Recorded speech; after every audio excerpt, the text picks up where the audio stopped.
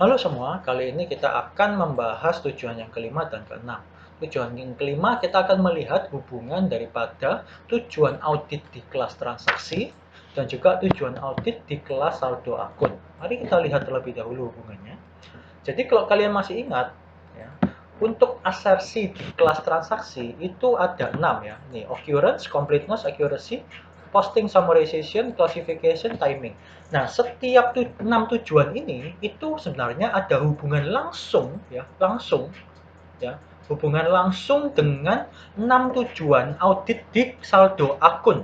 Nih, contohnya occurrence hubungan langsungnya dengan existence atau completeness. Completeness hubungannya dengan completeness. Accuracy, posting summarization, detail tie-in, classification, timing dengan cut off. Nah, setelah itu saldo akun punya asersi sendiri yang harus dilakukan TDB-nya. Nah, oke. Nah, mari kita lihat explanation-nya terlebih dahulu. Contoh, occurrence. Occurrence punya hubungan langsung dengan existence. Nah, contohnya seperti apa nih? Contohnya, akun penjualan, transaksi penjualan. Berarti ini adalah di kelas transaksi. Ketika kita ingin melakukan audit untuk memenuhi tujuan audit di bagian sales transaction, otomatis kita juga melakukan pemenuhan tujuan audit di saldo akun bagian akun account receivable. Jadi gampangannya, kalau kita melakukan penjualan kredit, otomatis account receivable-nya juga ikut terjurnal. Nah, ketika kita mau memeriksa sales transaction, ya, penjualan kredit, otomatis kita akan memeriksa account receivable-nya. Seperti itu, jadi hubungannya positif. Nah, contoh lainnya, occurrence dengan completeness. Nah, di sini occurrence-nya untuk transaksinya adalah transaksi penerimaan kas. Nah, ketika kita menerima kas, otomatis akan ada akun piutang yang akan berkurang, ya. Saldo piutangnya berkurang karena adanya pelunasan piutang atau ceritanya dapat duit. Nah, jadi hubungannya langsung.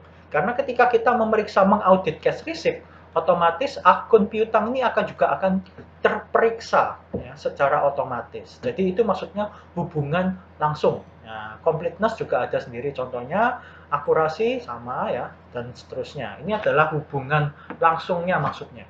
Jadi ada hubungan ya, ada tujuan audit di kelas transaksi yang sama dengan tujuan audit di kelas saldo akun. Seperti itu. Nah, itu untuk yang tujuan yang kelima. Nah, ini sekedar kalian ingin ketahui bahwa TDB ya, TDB Test of Detail Balance ya, fase yang terakhir itu adalah tes utama untuk mengurangi detection risk karena di sini banyak prosedur-prosedur spesifik untuk mendeteksi resiko tersebut. Nah, nah, lalu yang ini tadi ada dua objektif yang tidak ada di kelas transaksi dan harus dilakukan di kelas saldo akun sendiri. Ya, atas realizable value sama right and obligation. Oke, mari kita lihat tujuan yang berikutnya, tujuan yang keenam, yaitu tentang memahami key evidence related terms. Nah, jadi di sini kita akan melihat ya hubungan daripada audit proses yang paling awal sampai dengan tipe evidence yang akan didapat. Jadi di sini kita lihat gambar ini. Oke. Di sini kalian bisa lihat ini adalah relationship among 5 key evidence related terms. Oke. Jadi pertama itu adalah ini fase dari audit proses ya. Ini ya audit proses, ingat ada 4 tahap. Jadi fase yang pertama adalah planning ya, perencanaan. Lalu fase yang kedua adalah TOC dan STOT ini ya.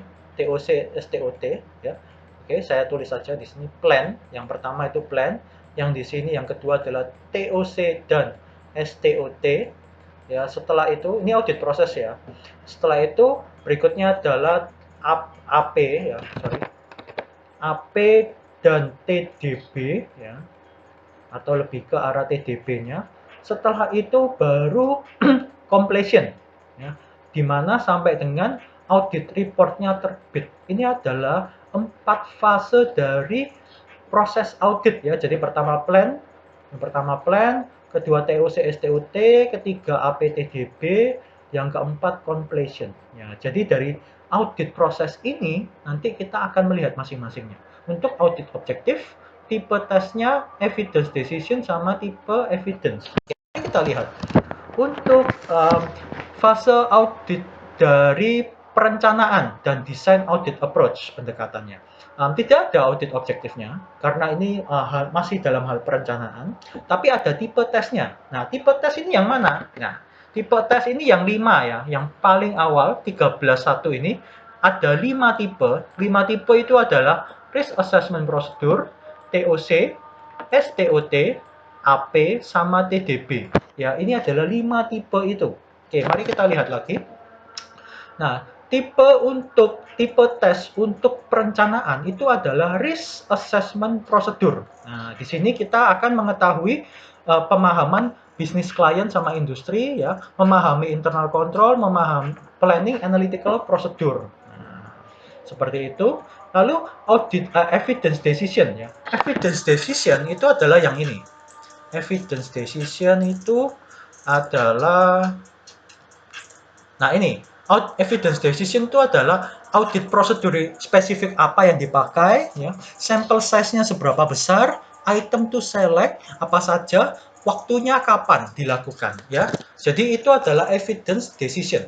Nah, untuk tahap perencanaan, evidence decision yang dipakai adalah hanya audit prosedur spesifiknya apa sama timingnya, ya, kapan. Nah, itu adalah evidence decision. Lalu type of evidence ini yang ada 8 itu, ya. Jadi ada yang 8 tadi itu yang ini, ya, ada 8 tipe evidence ini, ya, physical examination, confirmation, sampai recalculation ini, ya, performance. Nah, untuk tahap perencanaan dibutuhkan, ya, inspection, inquiry client, sama analytical procedure.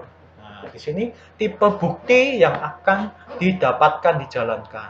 Oke, lalu yang berikutnya yang kedua. Yang kedua tentang TOC sama STOT. Di sini audit objektifnya, ya ini ya, karena ini adalah TOC dan STOT untuk memastikan kelas transaksi, maka audit objektif yang harus dipenuhi adalah kelas transaksi. Ya, nanti kalau yang ketiga TDB yang harus dipenuhi audit objektifnya adalah yang saldo akun. Nanti pada saat completion yang harus dipenuhi audit objektifnya adalah presentation and disclosure. Jadi 3 level ini ya, tingkatan transaksi, tingkatan saldo akun, tingkatan ini presentation and disclosure. Oke, mari kita lihat terlebih dahulu yang kedua, TOC dan STOT. Tipe tesnya tentu saja pertama kita harus mengetahui understanding internal control dan juga TOC-nya, dan juga kita melakukan substantive test transaction. Nah, evidence decision-nya ini dia memakai empat-empatnya, ya, ada sendiri-sendiri, ya, audit procedure, sample size, item to select, timing, lalu ini adalah tipe evidence-nya. Nah, seperti itu yang bisa dilakukan untuk mendapatkan bukti. Lalu untuk yang ketiga TDB, ya, untuk memenuhi tujuan audit yang saldo akun. Nah, yang dilakukan adalah analytical procedure dan juga TDB, yaitu untuk tipe tesnya. Lalu evidence decision-nya untuk AP ada 2 aja yang digunakan, yaitu audit procedure dan timing. Untuk TDB pakai semua. Lalu ini adalah tipe evidence-nya. Ini ya. Jadi tipe evidence ini hubungannya dengan yang ini ya. Nah, ini yang dicentang-centang ini. Lalu completion untuk memenuhi tujuan audit dari presentation and disclosure. Tentu saja tetap memakai tipe tes dari analytical procedure dan juga TDB. Nah, untuk analytical procedure 2, TDB ada 4 ya. Nah, lalu tipe evidence-nya ada 3 ini. Ya, ini adalah hubungan dari among 5 kunci bukti ya terkait dari setiap audit proses ini. Oke, jadi untuk penjelasan 13.6 seperti itu, kita akan jumpa di penjelasan 13.7. Terima kasih.